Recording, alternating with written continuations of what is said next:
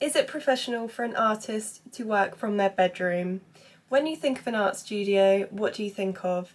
Because for me, I think of a large white space with a huge easel and these lovely big windows. Well, my art studio is currently my bedroom, but I still call it an art studio, and in here I create realistic hand-drawn and hand-painted portraits of pets and wildlife, working towards building a sustainable full-time career as an artist.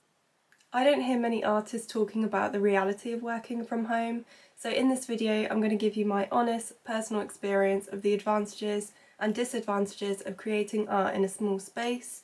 Stick around till the end because I'm going to give you an exciting little tour of my current art studio and give you ideas for creating your own art studio in a small space on a budget.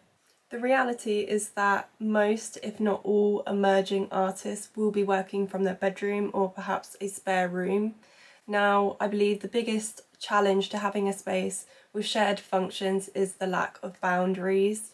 You can overwork, which can lead to burnout, ultimately losing passion for art. This is one I struggle a lot with, and it's why I'm sharing my advice.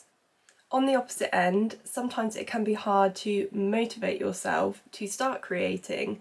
You might get artist block and procrastinate because your space is not optimised for creative work, so you don't continue with the practice of improving your art, which is ultimately going to prevent you from reaching your full potential. A benefit of a home art studio is that there is little startup cost. You can experiment with little risk or pressure of meeting high art studio rent prices. It also teaches you to be adaptable and flexible and creative in your choices. So I think it's time for a little studio tour, so come with me. So my bedroom is split pretty much 70% art studio, which is all of this, and 30% bedroom, which is behind. As you can see, I have lots of artwork hanging up on my walls. This is a combination between my artwork and other artists for inspiration. See if you can guess what my favourite colour is in the comments. Okay, so I believe there are three main things needed for a basic art studio on a budget. Number one is lighting. So you want to work close to a window so you can get as much natural light as possible. That would be considered beginner. For intermediate, you want to get a daylight lamp that you can clamp onto your desk as that mimics daylight. And it's small and compact, so it's great for small spaces.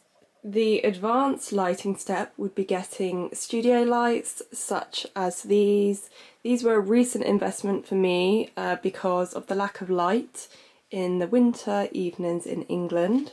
So you can see how much of a difference it makes. This is off and then this is on at the brightest. They're very bright and you can turn the brightness up or down and adjust how warm or neutral the light is. So I like using neutral white light as it's closest to daylight. The second basic step for building an art studio is to invest in a good workspace.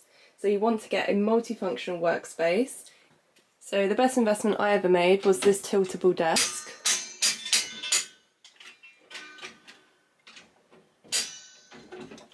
So you can use it flat for packaging or recording overhead videos, and you can also tilt it upwards like a drafting table for drawing or painting. I also recently got an easel which is great for displaying artworks and also working on the pieces if you'd like to stand up whilst you paint. The third component of a basic art studio on a budget is storage. Now, artists love art supplies. If you want to optimise your small space, you need great storage solutions. For my paints, I use this over-the-door shoe organiser. I can easily access all of my paints see how much I have left, and it looks quite pretty too. Now for storing my pencils and paintbrushes, I repurpose glass jars. This is my favourite part of the studio. Like, you can easily see all of the pencil colours. Much better option than having them loose in drawers or packed away in their original packaging. I also make these charts so I can easily pick out the colours that I need. Remember, the size or location of where you create your art doesn't define your success as an artist. Whatever you have available to you helps keep your passion alive. So be proud of it and show it off. See you in the next video.